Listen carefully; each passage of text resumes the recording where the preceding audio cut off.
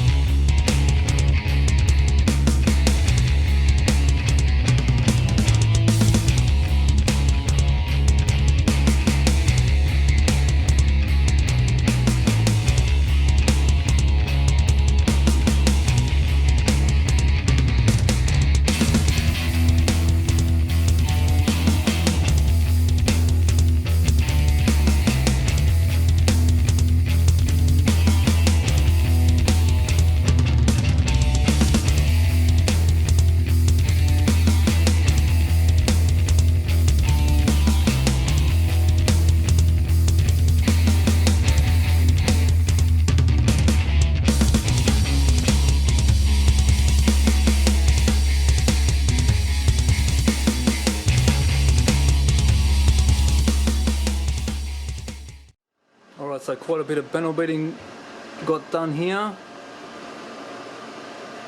but it all looks nice now. It was actually quite bad, I didn't realise how bad it was. Nice and straight now. So those braces, which are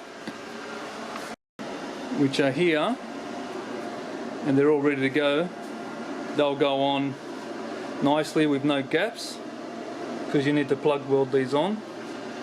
So you can't have any gaps or misalignment or anything like that, so that's all done, ready to go. In the meantime, Mr. Kebabs put some etch primer on some of these areas and deoxidized them first, which we had done previously. So I think the boot lid as well, which has been damaged, we just deoxidized that because we got all the paint off it previously. All done, ready to go. So we're slowly getting there, just getting some of the engine bay work done. Alright, let's put these braces in.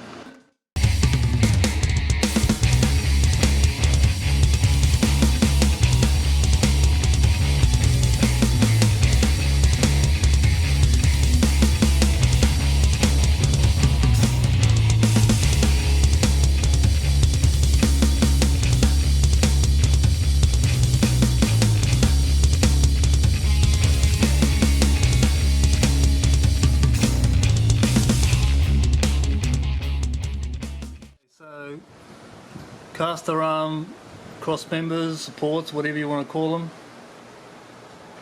all on. Plug welded up. Some areas grinded back. It's a little hard because you're welding upside down. No matter how much you turn up the speed of the welder, it wants to just blob down. So it ends up a little bit untidy, so you just got to clean it up a little bit. But copper sprayed in between the two layers, so we can weld through and there's not going to be any rust.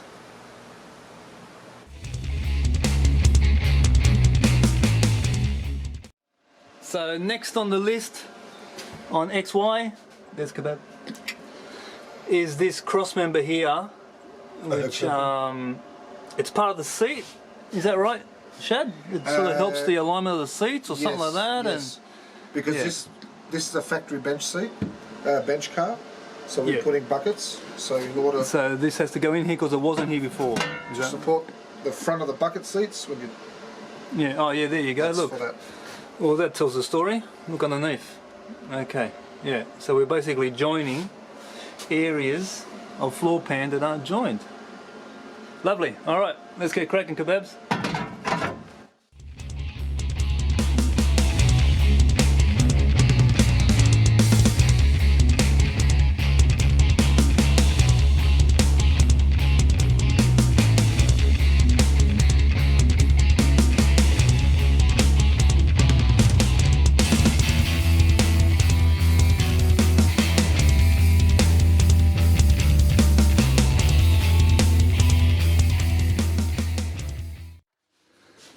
Another day done. Everything's been cleaned up now. You can see here that cross member all welded in. All the old tunnel welds grinded back. Coat of primer put on there just to seal it all. And then we can move on. Those bits in the bay, all done. Bit more primer here and there. Just where we had been and left bare metal, we just coated it now. So it's all looking good.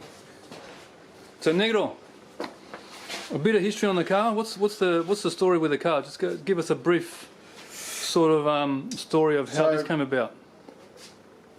The history of the car, or how I bought it? How you bought it, and if you know any history of the car. I've got a little bit of history. So it spent its life in Griffith.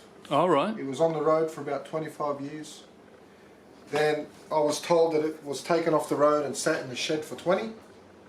Wow. Sat in the shed for 20. That's probably why it's in such good nick, huh?